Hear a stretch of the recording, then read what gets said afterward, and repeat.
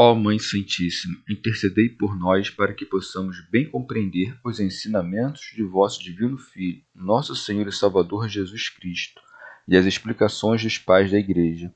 Ó Virgem Imaculada, ofereço-vos este trabalho e peço que abençoais aqueles que o ouvirem, e que seja para a maior honra e glória de Deus. Amém. Senhor onipotente, purificai o meu coração e os meus lábios. Vós, que purificastes os lábios do profeta Isaías com carvão em brasa, e dignai-vos, por tal modo, purificar-me com a vossa misericórdia, para que possa dignamente anunciar o vosso santo Evangelho. Por Jesus Cristo nosso Senhor. Amém. Senhor, abençoai-me. Que o Senhor resida no meu coração e nos meus lábios, para que anuncie digna e convenientemente o seu Evangelho. Amém. Evangelho de Nosso Senhor Jesus Cristo, segundo São Mateus. Vigiar para não ser surpreendido. Disse Jesus aos seus discípulos: como nos dias de Noé será a vinda do Filho do Homem. Com efeito, como naqueles dias que precederam o dilúvio, estavam eles comendo, bebendo, casando-se e dando-se em casamento, até o dia em que Noé entrou na arca, e não perceberam nada até que veio o dilúvio e os levou a todos. Assim acontecerá na vinda do Filho do Homem. E estarão 2 homens no campo, um será tomado e o outro deixado. Estarão 2 mulheres moendo no moinho, uma será tomada e a outra deixada. Vigiai, portanto, porque não sabeis em que dia vem vosso Senhor. Compreendei isto. Se o dono da casa soubesse em que vigília viria o ladrão, vigiaria e não permitiria que sua casa fosse arrombada.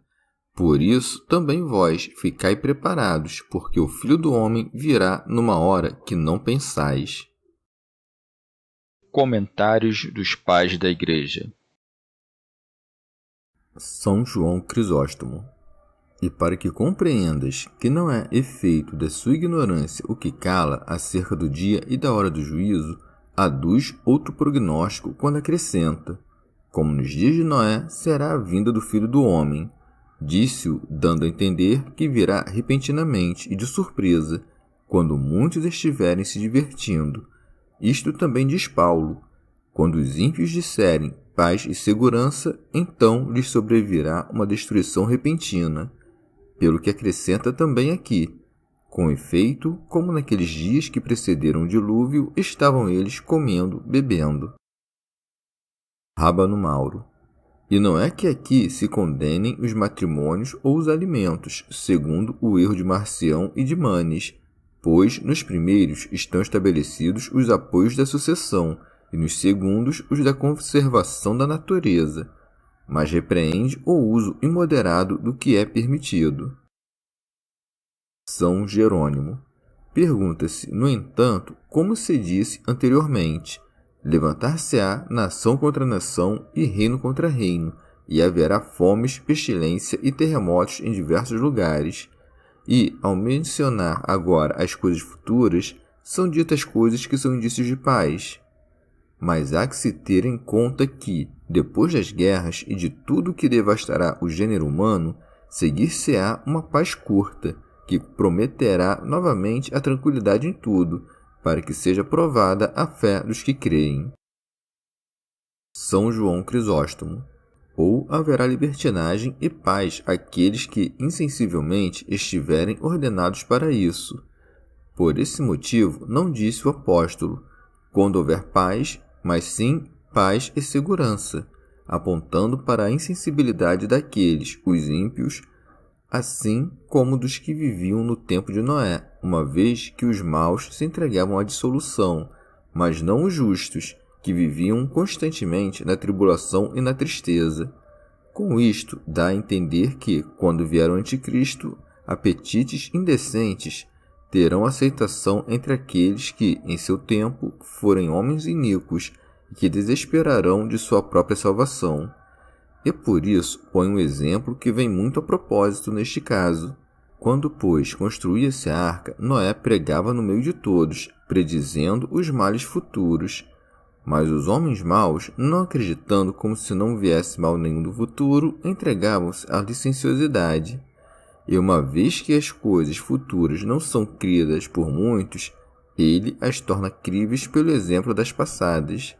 Em seguida, expõe outro sinal, pelo qual mostra também que aquele dia virá de modo inopinado, e que ele mesmo não ignora aquele dia quando diz: e estarão 2 homens no campo, um será tomado e o outro deixado. Com estas palavras, dá a entender que serão tomados e deixados os servos e os senhores, os ociosos e os que trabalham. Santo Hilário de Poitiers. Ou o dia do Senhor surpreenderá 2 homens no campo, a saber, os povos fiéis e os infiéis neste mundo, apanhados em flagrante no trabalho desta vida pelo dia do Senhor. Serão, contudo, separados, um deixado e o outro tomado, através do que se dá a conhecer a separação dos fiéis e infiéis. Porque, ao agravar-se a ira de Deus, os santos serão ocultados no armazém, mas os pérfidos serão deixados para o combustível do fogo do céu. O mesmo vale para as mulheres que moem de onde se segue. Estarão 2 mulheres moendo no moinho, uma será tomada e a outra deixada. A mó é a obra da lei, mas como alguns dos judeus acreditaram através dos apóstolos, então outros hão de crer através de Elias e há de ser justificada pela fé. Por isso, uma parte será tomada pela mesma fé das boas obras, e a outra será deixada no trabalho infrutuoso da lei, moendo em vão e não fará o pão do alimento celestial. São Jerônimo. Ou 2 se encontrarão ao mesmo tempo no campo, executando o mesmo trabalho, e como se tivessem a mesma sementeira, mas não receberão igualmente o fruto de seu trabalho. Também nas 2 mulheres que moem a um só tempo, devemos entender a sinagoga e a igreja, que parecem moer ao mesmo tempo na lei, e obter das mesmas escrituras santas a farinha dos preceitos de Deus. Ou as demais heresias que, ou de ambos os testamentos, ou de um deles, parecem moer a farinha de suas doutrinas. Santo Hilário de Poitiers. Mas 2 são os que pregam o descanso da paixão do Senhor, sobre o qual é a mesma a confissão dos hereges e a dos católicos. Mas, como a fé dos católicos pregará a unidade da divindade do Pai e do Filho, e a falsidade dos hereges combatê-la-á, o juízo da vontade divina certificará a fé da confissão de uns e outros, deixando uns e tomando outros. São Jerônimo. O Senhor manifesta claramente o que já disse antes. Quanto àquele dia e àquela hora, ninguém sabe, mas só o Pai. Porque não convinha que os apóstolos tivessem conhecimento disso, para que, vacilando como pendentes de expectativas, acreditassem sempre que há de vir aquele de cuja vinda ignoram o tempo. E por isso, como se concluísse a partir do que foi posto antes, disse: Vigiai, portanto, porque não sabeis em que dia vem vosso Senhor. E não disse, porque não sabemos, mas não sabeis, para fazer compreender que ele não ignora o dia do juízo. São João Crisóstomo. Quer, pois, que os discípulos sempre andem no cuidado, por isso lhes disse: Vigiai. São Gregório Magno. Vigia aquele que tem os olhos abertos em presença da verdadeira luz. Vigia aquele que observa em suas obras aquilo em que crê. Vigia aquele que afugenta de si as trevas da indolência e da negligência. Orígenes. Algum homem simplório disse que Cristo proferia este discurso sobre o segundo advento, no qual deveria vir. Outro afirma que o discurso fala sobre um advento inteligível e futuro do Verbo no pensamento dos discípulos, pois ainda não estava em suas inteligências de que maneira ele haveria de ser. Santo Agostinho.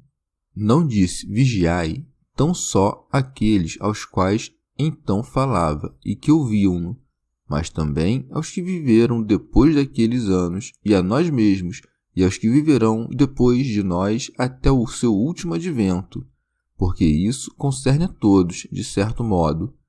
Então há de chegar aquele dia para cada um quando tiver chegado o dia de sair do mundo da maneira como deverá ser julgado.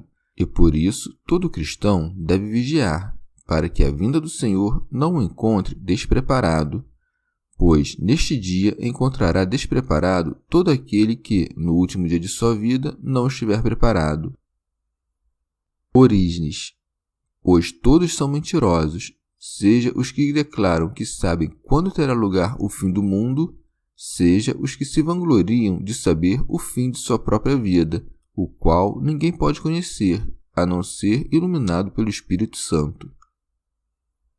São Jerônimo, depois de ter exposto o exemplo do pai de família, faz saber claramente o motivo de guardar silêncio sobre o dia da consumação, quando acrescenta: compreendei isto, se o pai de família soubesse em que vigília viria o ladrão, vigiaria e não permitiria que sua casa fosse arrombada. Orígenes. O pai de família é o entendimento do homem, sua casa é a alma, o ladrão é o diabo.